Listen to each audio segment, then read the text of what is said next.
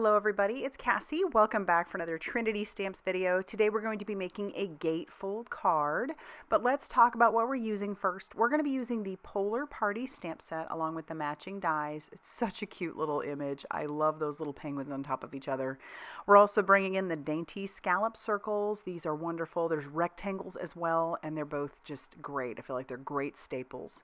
So let's do our stamping first. I have some Express It cardstock that I put into my Mini Misti, and I'm taking each of the pieces that I need, each of the stamps, and we're just going to stick that in there, close the door of our Misti, and then we're going to ink this up with some Blackout ink by Ink on 3 because, as you guessed it, with the Express It cardstock and Blackout ink, we are going to be doing some alcohol marker coloring. I'm going to use my Olos.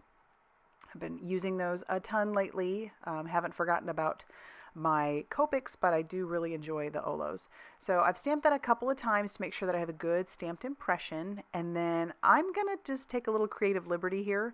We're going to use some teal for our penguins. I just think that is fun. It's a fun option because typically you'd color your penguins like a gray or a black, but I thought I would, like I said, take a little creative license and do some teal because I wanted it to match the paper that I've chosen for my background. And this image is actually super easy to color because we have a polar bear, and polar bears are white, right? And so all you have to do is add a little bit of shadowing and shading to that. So you saw the colors that I put up on the screen, and I'm going to bring back in that BG 2.4 to blend that out. But these penguins just have my heart just like singing. And I'm thinking I want to try coloring them with a lilac next time. I think that would be super fun. Our other color that we're bringing in is some pink. So as you see, I've got some RV 0.2. And we'll did some for the cheeks. And originally when I put that down for his cheeks, I thought, oh, I went a little overboard, but it ends up evening out. I'll bring in some RV 0.4. That's my darker shade. And then we'll blend that back with our RV 0.2. And then, like I said, polar bear, super simple. So I've brought in some CG1. You don't have to fill in all the area. Leave some white space, because when you leave that white space, because he's a polar bear, it's going to give that illusion that he's, obviously mostly white, and you're just adding in your shading. And then I'll go back over that CG3 with some CG1 to blend that a little bit. And then for the beaks and their feet, we've got Y0 2.3 and Y0 2.5. And there you have it for our image. Just super simple. And I did decide to keep our Happy Holidays mostly white, so I've just brought in the CG 1 to do the Happy Holidays because of the colored cardstock that I am bringing in. So I'll bring in our matching dies, tack that down with a little bit of mint tape, and we'll do the same thing for the sentiments. And then we're going to run this through our die cutting machine, and we'll set those off to the side. Now I'm going to do a little stamping on my background, and my background is a piece of this turquoise cardstock. It measures 4 1/4 by 5.5 inches, so that's the full front of an A2 sized card. And I've grabbed the snowflakes from our Polar Party, and we're going to do some embossing. Now I should have just done a little stamping covered with embossing powder, did a little more stamping covered with embossing powder, but I guess I thought I was cutting some corners, and I did all of my stamping, then tried to cover it with our embossing powder. And our embossing powder is a Wow White Puff Twinkle, so it doesn't stick to all the places. And I decided, instead of scrapping this, that I am going to work with it, because snowflakes aren't perfect anyway, right? I mean, well, they are if you look up close, but in a snowstorm, you're not going to see all that pretty snowflake like perfectness, right? So we're going to work with it instead of scrapping it.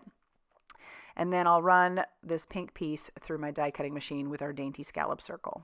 You'll see that I have both of those pieces put into my makeshift splatter box. I've brought in some Picket Fence Distress Paint, a little bit of water, and then I'm going to splatter that all over both of those backgrounds. The water will just kind of thin it out just a little bit, and I'm using a very thin paintbrush. And then I'll clean up my mess just a little bit there. And then you'll notice I have the Trinity Gold palette on the side. I'm going to use the silver, and we'll do a ton of splattering all over both of those backgrounds with it as well. So I think that kind of masks the fact that the snowflakes weren't stamped perfectly. And that was user error. That was not the stamp. That was my fault. I should have, like I said, stamped a little, covered with embossing powder, and then kept going.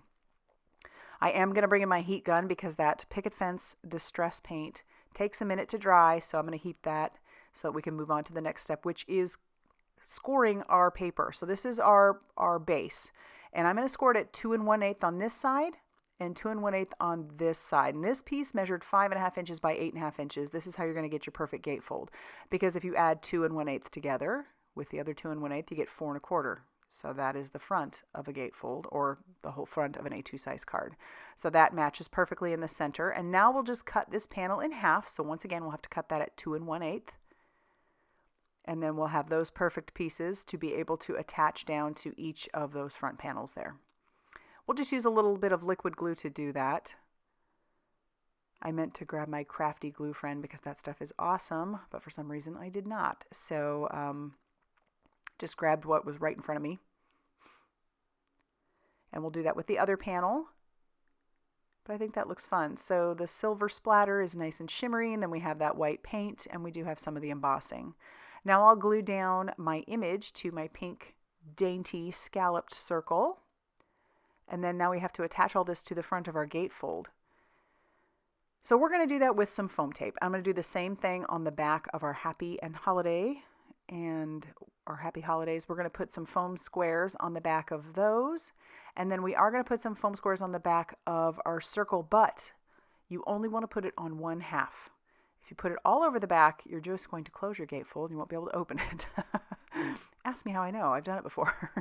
So just make sure that you choose a side, pick left or right. I chose left, and I put all of my foam squares on that left-hand side, and we'll peel off all of that release paper, and then we can stick this down to the front of our card. Same thing with our Happy Holidays. Don't go over where you have your cut line, otherwise you'll just close your card. And that's going to do it. That's how easy gatefolds are. They're super fun, and it's just a different way for a recipient to receive a card, really. Open it up a little bit differently. So if you liked this video, be sure to hit that like button. Definitely consider subscribing if you haven't already done so. And be sure to check out all that Trinity Stamps has going on over on their blog, Facebook page, and Instagram for more crafty inspiration. Thanks for stopping by, and I'll see you soon.